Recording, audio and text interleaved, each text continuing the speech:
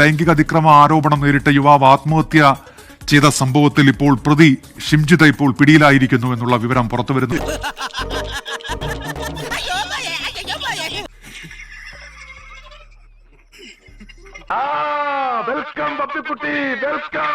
അതുമായി ബന്ധപ്പെട്ട സൂചനകൾ ലഭിച്ചിരുന്നു. ആ ദൃശ്യങ്ങളിലേക്കാണ് ഇപ്പോൾ പോകുന്നത്. വിഷമദ്യം കഴിച്ച് 3 തട്ടിപ്പോയത് കൊണ്ടാണോ നമുക്കിപ്പോ അതിന്റെ അകത്ത് കിടക്കേണ്ടി വന്നത്? ഷിംജിത മുസ്തഫ ഇപ്പോൾ പിടിയിലായിരിക്കുകയാണ്. പോലീസ് ആത്മഹത്യാ പ്രേരണാ കുറ്റം ചുമത്തിയാണ് കേസെടുത്തത്.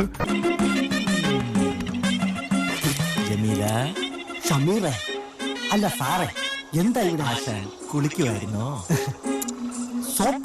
പിന്നാലെ ഷിംജിത ഒളിവിൽ പോയിരുന്നു. ഇപ്പോൾ ഷിംജിത പിടിയിലായിരിക്കുന്നു. ബസ്സിൽ ലൈംഗിക അതിക്രമ നടത്തിയെന്നുള്ള ആരോപണമാണ് ദീപക് എന്ന യുവാവിന് നേരെ ഷിംജിത ഉയർത്തിയത്. അതിന് തൊട്ടു പിന്നാലെയായിരുന്നു ദീപകിന്റെ ആത്മഹത്യ. വലിയ പ്രതിഷേധങ്ങളൊക്കെ ഉണ്ടായി. തൊട്ടു പിന്നാലെയാണ് ഷിംജിതക്കെതിരെ കേസെടുത്തതും. ഇപ്പോൾ ഷിംജിത പിടിയിലായിരിക്കുന്നു. ഇതിങ്ങനെ വെറുതെ വിട്ടാ പറ്റില്ല.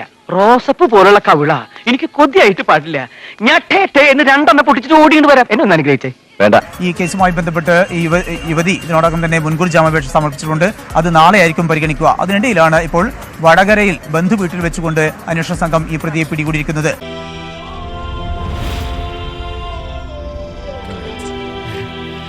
ഇതിലേറ്റവും പ്രധാനപ്പെട്ട കാര്യം ദീപകിന്റെ ദൃശ്യങ്ങളാണ്. ആ ദൃശ്യങ്ങൾ പകർത്തിയ മൊബൈൽ ഫോൺ കണ്ടെടുക്കുക എന്നുള്ളതാണ്. അത്തരം സാധ്യതയൊക്കെ ഇല്ലാതാക്കുന്ന നടപടികളാണ് പോലീസിന്റെ ഭാഗത്തുനിന്ന് ഉയരുന്നതെന്നുള്ള ഗുരുതരമായിട്ടുള്ള ആരോപണങ്ങൾ കുടുംബത്തിന്റെ ഭാഗത്തുനിന്നൊക്കെ ഉണ്ടായിരുന്നു.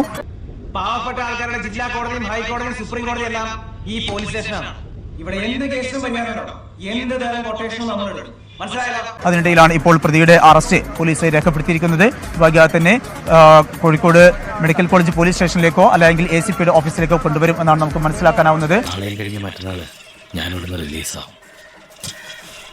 ഈ മാസം അവസാനത്തോടെ നിങ്ങളും പുറത്തെത്തും.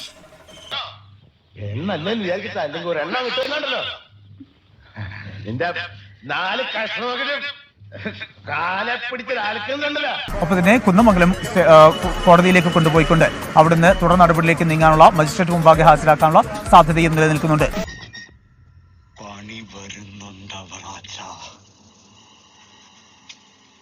ഈ വീട്ടിൽ നിന്ന് പലരും ഈ പ്രതിയെ കാണുന്നതിന് വേണ്ടി മെഡിക്കൽ കോളേജ് പോലീസ് സ്റ്റേഷനിലേക്ക് പോയിട്ടുണ്ട്. അവർ പറയുന്നത് ഇവിടെ വരണം, ആ പ്രതിയെ ഇവിടെ കൊണ്ടുവരണം എന്നുള്ള ആവശ്യമാണ് അവരിൽ പലരും ഉന്നയിക്കുന്നത്.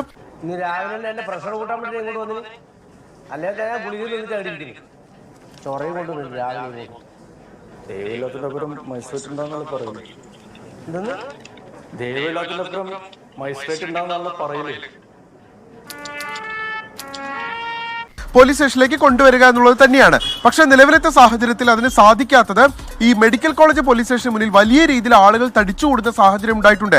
ഈ പ്രതിക്കെതിരെ ഒരു പ്രതിഷേധം ഉണ്ടാകാനുള്ള സാധ്യതയുമുണ്ട്. തെറ്റുപറ്റിപ്പോയി, മാപ്പാക്കണം. തളിയൂരമ്പലത്തിൽ ബോംബ് വെച്ചത് അബൂബക്കർ അല്ല.